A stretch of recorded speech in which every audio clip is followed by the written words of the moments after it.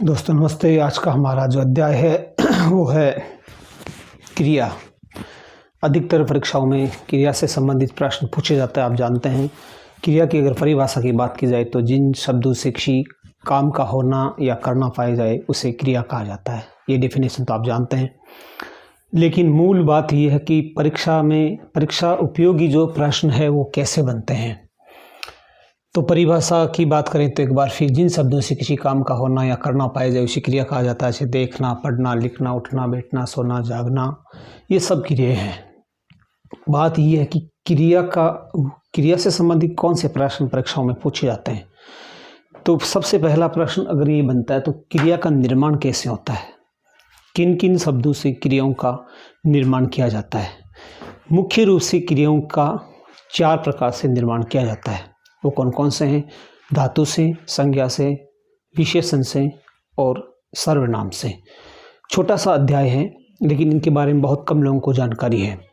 तो आप मेरा वीडियो अंत तक देखें। छोटा सा एक वीडियो मैंने इस पर बनाया है। क्रिया का निर्माण किन किन शब्दों से होता है, किन शब्दों से क्रिया बनाई जाती है। तो एक बार फिर रिपीट कर देता हूँ। क्रिया का निर्माण 4 शब्दों से होता है। धातु से, धातु क्रिया का मूल रूप होता है। क्रिया का जो मूल रूप होता है उसको धातु कहा जाता है। तो धातु से क्रियाओं का निर्माण, वैसे तो अधिकतर क्रियाओं का निर्माण धातु से ही होता है। उसके बाद में क्रिया का निर्माण होता है संज्ञा से। उसके बाद में क्रिया का निर्माण होता है विशेषण से, और कभी कभार क्रियाओं का निर्माण सर्वनाम शब्दों से भी किया जाता है। सर्वप्रथम अब धातु से बात करें तो बोल से, जैसे बोलना, हंस से हंसना। बोल शब्द क्रिया का मूल रूप है और क्रिया का मूल रूप है उसे धातु कहा जाता है। बोल धातु है और इस बोल से बोलना क्रिया बनी। हंस क्रिया का मूल रूप है और क्रिया के मूल रूप को धातु कहा जाता है। तो हंस से हंसना, पढ़ से पढ़ना, देख से देखना।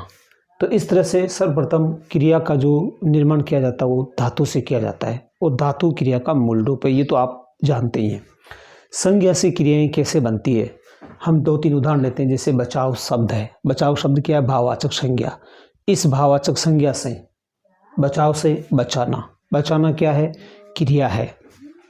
उड़ान, उड़ान क्या है? संज्ञा। संज्ञा का कौन सा रूप है? भाववाचक संज्ञा। उड़ान से उड़ाना, उड़ाना क्या है? क्रिया। जैसे पतंग उड़ाना। बचाना, बचाना ये क्रिया है। विशेषण से, विशेषण शब्दों से भी क्रियाओं का निर्माण किया जाता है। जैसे तैराक शब्द है, तो तैराक शब्द हम जानते हैं विशेषण शब्द है। तैराक से क्या बन जाएगा? तैरना। तैरना क्या है? क्रिया है, वर्ब है। मरियल, मरियल शब्द क्या है? विशेषण। मरियल से मरना, मरना क्या है? क्रिया है। तो विशेषण से भी क्रियाओं का निर्माण होता है और कभी कभार सर्वनाम शब्दों से भी क्रियाओं का निर्माण किया जाता है। अपना शब्द, अपना शब्द क्या है? सर्वनाम शब्द हम जानते हैं। अपना से अपनाना, अपनाना क्या है? क्रिया है। तो इस तरह से छोटा सा अध्याय है कि क्रिया और क्रिया का निर्माण किन किन शब्दों से मिलकर होता है। तो एक बार फिर हम रिपीट कर लेते हैं।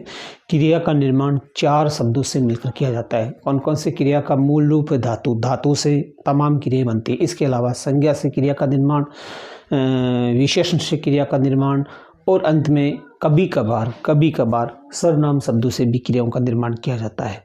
उसके बाद में हमारा जो अगला अध्याय होगा वो क्रियाओं कि संरचना के आधार पर क्रिया के कितने भेद है। संरचना के आधार पर क्रिया के 5 भेद है, वो मैं आपको अगले अध्याय में बताऊंगा।